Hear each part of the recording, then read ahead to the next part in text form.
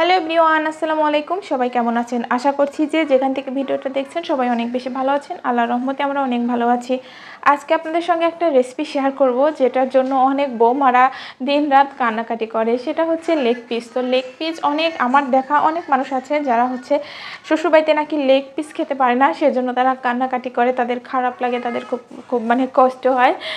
তো মুরগি মাংস রান্না করলে লেগ পিসের জন্য তাদের অনেক কষ্ট লাগে। তো আমাদের যাই হোক, একটু পরে বলছি একটা কথা। তো লেগ পিসটা কীভাবে এতগুলো লেগ পিস রান্না করছে, এমনিতে তো যে কোনো সুপার শপে তো লেগ পিসগুলো কিনতেই পাওয়া যায়। তো সেটা যদি আপনারা না কিনতে পারেন, তো তাহলে কিন্তু আরেকটা বুদ্ধি আছে। তো ফ্যামিলির সবাই মিলে কিন্তু লেগ পিস খেতে পারবেন।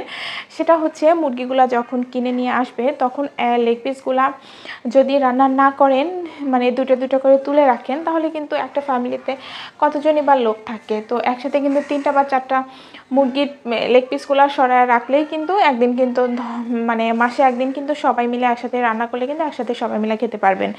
তো এটাই তো আমার মনে হয় যে ভালো। তো আমি ব্যক্তিগতভাবে আমার পছন্দ না, আমার যে কোনো মুরগির যে কোনো পিসই আমার ভালো লাগে, কিন্তু অনেক মানুষ আছে তো তাদের অনেক বেশি পছন্দ, তো তারা অনেক মিস করে।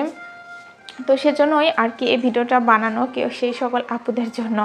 তারা যদি প্রতিদিনের রান্নার মাংস থেকে যদি শুধু লেগ পিস 2টা তুলে রেখে দেয় আলাদা করে করে, এভাবে যদি একসাথে গোছায় কয়েকটা গোছানো যায়, তাহলে কিন্তু পরিবারের সবাই মিলে খেতে পারবে। তো এই বুদ্ধিটা করলে কিন্তু আর খারাপও লাগবে না, আবার খেতেও পারবে। তো এখন আসি সেই কথাটা যেটা বলতে পারলাম না। তো সেটা হচ্ছে আমাদের বাড়িতে ছোটোবেলা থেকেই যখনই মুরগি আর কি রান্না করা হতো, আমরা আমাদের বাড়িতে কখনোই লেগ পিস যে আলাদা একটা পিস, তো সেটা কখনোই আমরা বুঝতাম না, সেটা আর কি আমাদেরকে বোঝানো হতো না। তো আমার মা সবসময় পিসগুলা মাছ থেকে কেটে একদম ছোটো করে ফেলতো, 2 ভাগ করে ফেলতো, এক্সট্রা যেটা যে আলাদা একটা কোনো কিছু, ওটা আমাদের ছোটো থেকে বোঝাতেই দেয় না। আর তো সেজন্যই কিন্তু আমাদের শুধু আমার না, আমরা যে 3 বোন, আমাদের কারোরই কিন্তু লেগ পিসের প্রতি এক্সট্রা কোনো আকর্ষণ নেই।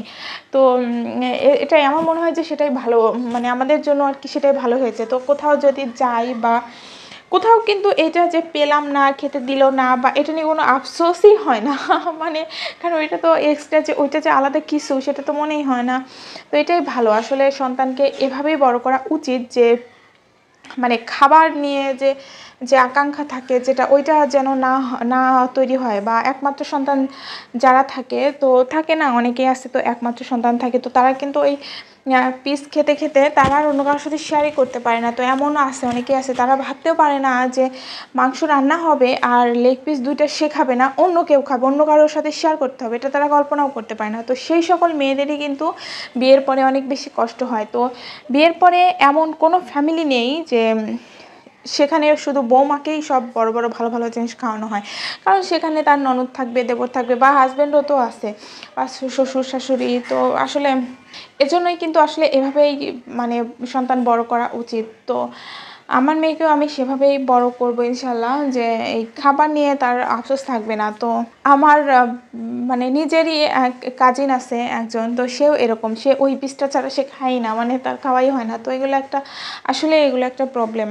তো যাই হোক, রান্নার কথা বলতে বলতে রান্নাটা কিন্তু একদমই হয়ে গেছে। আর রান্নার শেষে কিন্তু আমি বলছি, রান্নাটাকে লাল লাল করে আলুগুলা কিন্তু একদম ভেজে দিয়েছিলাম। মাংস হওয়ার কিছুক্ষণ আগে আমি ওই আলুটা দিলাম। আলুটা মূলত তেলে ভেজেই সিদ্ধ হয়ে গেছে, ওটা আর আপনার পানি দিয়ে সিদ্ধ করা হয়নি। আর এভাবে তেলে ভেজে কিন্তু আলু দিলে অনেক বেশি মজা লাগে খেতে, মাংসের থেকে আলুটাই বেশি মজা লাগে। তো রান্নাটা দেখতে যতটা সুন্দর হয়েছে, খেতে কিন্তু তার থেকে অনেক বেশি মজা হয়েছিল।